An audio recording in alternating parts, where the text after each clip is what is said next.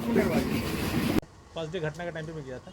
वो केस प्रथम दृष्टया देखने के बाद ही जो चीज़ें आई थी, मैंने वहाँ पे पब्लिक एट लार्ज को, जो व्यवसायी वर्ग है, उनसे ही मेरी बात हुई थी और मीडिया से बंधु भी वहाँ पे थे, उन लोगों को मैंने ब्रीफ में बताया भी था। बेसिकली वो अपराध के क्रम में वो हत्या हो गई है। बेसिकली लूटने की नीयत से ही मुझे लगता है कि वो अपराधकर्मी आए थे और संभवतः लूट का अगर नहीं हो पाया तो हताशा में उन्होंने गोली चलाई, जिससे कि दुर्भाग्यवश उनकी मृत्यु हो गई। उसमें और कोई एंगल नहीं है। हम लोग उसका अनुसंधान काफ़ी आगे बढ़ा चुके हैं और अब अपराधियों को पहचान मात्र रह गया है। बहुत पीछा तक हम लोग वहाँ पहुँच चुके हैं और विद इन फ्यू डेज उसका हमको लगता है डिटेक्शन हो जाएगा। आज सुबह हुआ है, आप वहाँ पे आए नहीं होंगे, मैं वहाँ गया था घटनास्थल पे, तो वो मुझे दिखाई दे रहा है। हम लोगों ने देखा, उनके घर पे भी हम लोग गए थे। जो अजय हैं वो बेऊर में ही महावीर कॉलोनी है, वहाँ पर किराए के मकान में रहते हैं, शादीशुदा हैं, नालंदा से बिलोंग करते हैं, 13 में शादी हुई है, बच्चा एक भी नहीं है, गाड़ी एक चलाते हैं भाड़े पे। इनके घर से बहुत सारे ज़मीन के कागजात मिले हैं जो इनके नहीं हैं, हो सकता है ज़मीन का भी धंधा करते हों। लिविंग स्टैंडर्ड बहुत हम्बल है, बहुत अच्छा लिविंग स्टैंडर्ड तो नहीं है।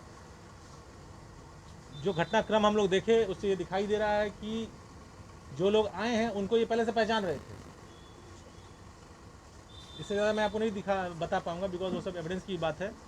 तो अब हम लोग इनके ऊपर और इनके इकोसिस्टम पे हम लोग रिसर्च करेंगे कि किससे किससे इनका तारतम्य था और उससे से केस निकल के आ जाना चाहिए। इसमें ज़्यादा टाइम नहीं लगेगा।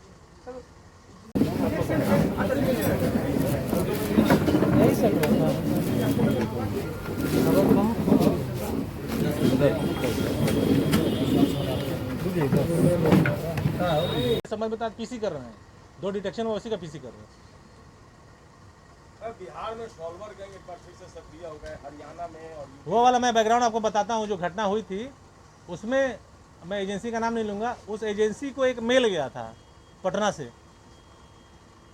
और एक पर्टिकुलर एग्ज़ाम के बारे में वो मेल गया कि उसका एक एग्ज़ाम संभावित है, उसका पेपर इस बंधु के पास है और ये लीक कर रहा है। ठीक, वो लोग अपने लेवल पे बहुत प्रिलिमिनरी इंक्वायरी किए, करने के बाद चूंकि स्टेक हाई था, रेपुटेशन भी है इंस्टीट्यूशन का, लीक हो जाएगा पेपर, तो उन लोगों ने इसको उचित समझा कि पुलिस को, लोकल पुलिस को बताया जाए। वो मेरे पास आए मिलने के लिए, उच्च अधिकारी थे एक इंस्टीट्यूशन के, वो लोग आए हमारे पास। हम लोग उनकी बात 2-3 घंटे बाद हम लोगों की हुई और बातों से ये लगा, ये स्पष्ट हुआ कि ये मिस्चीफ वाला ही मैटर लग रहा है। हाँ, ये जिनकी तो इशारा कर रहा है उसका इतिहास हम लोग के पास था, लेकिन जिस तरह की कम्युनिकेशन थी उससे ये स्पष्ट हो रहा था कि लीक तो पेपर नहीं हुआ है। लेकिन फिर भी चूंकि मैटर इतना सेंसिटिव था, हम लोगों ने इसको वेरीफाई करना उचित समझा। तो उस प्रीलिमिनरी जो एप्लीकेशन आया था उस पर हम लोगों ने इन्वेस्टिगेट किया और चूँकि एफआईआर कोई बन नहीं रहा था, उस पर अभी सूचना मात्र थी, तो उस आधार पे हम लोगों ने एक व्यक्ति को पकड़ा। नाम मैं अभी मिस कर रहा हूँ, उसका भाई भी है जो पहले जेल वेल गया हुआ है, रितेश और अंशी सर। तो उस रितेश नाम है और रितेश नाम से ही मेल भी गया था। भाई भी जो मेल करने वाला था उसने अपना आइडेंटिटी वगैरह सब गलत बताया था और टेलीग्राम पे बात की थी, तो उसको हम लोग नहीं ट्रेस कर पाए।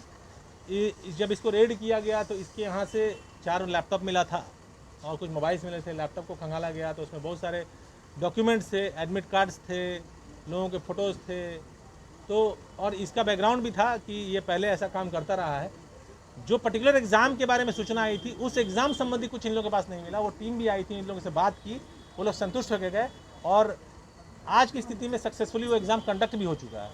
लेकिन चूंकि उस लैपटॉप में बहुत सारी ऐसी चीज़ें थी जो कि इन लोगों के पास नहीं होना चाहिए था, इसलिए उनके उस संदर्भ में एक केस दर्ज किया गया, चीटिंग का, फॉर्जरी का, और केस करके उन लोगों को जेल भेजा गया है।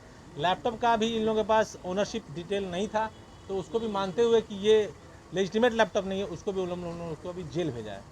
उसमें रितेश जेल गया है, उसके भाई भी एफआईआर में है और वो अभी एट लार्ज है, वो नहीं पता। सॉल्वर गैंग में अरेस्टिंग तो होती है लेकिन पूरे गैंग का खात्मा नहीं हो पाता। हाँ, बिग चैलेंज है ये पटना। ये एक बड़ा ही, इसको बोलेंगे क्रिएटिव क्राइम है, कन्वेंशनल क्राइम से अलग है। इसमें एविडेंस जुटाना भी थोड़ा मुश्किल हो पाता है और इसमें जिस तरह से साइबर क्राइम है, इसको एकदम एक साइबर क्राइम तो नहीं कहेंगे, लेकिन उसी से पैरेलल क्राइम है, जिसमें कि जो विक्टिम्स हैं वो जानबूझ के शिकार बनते हैं। उनको पता है, जैसे हम लोगों ने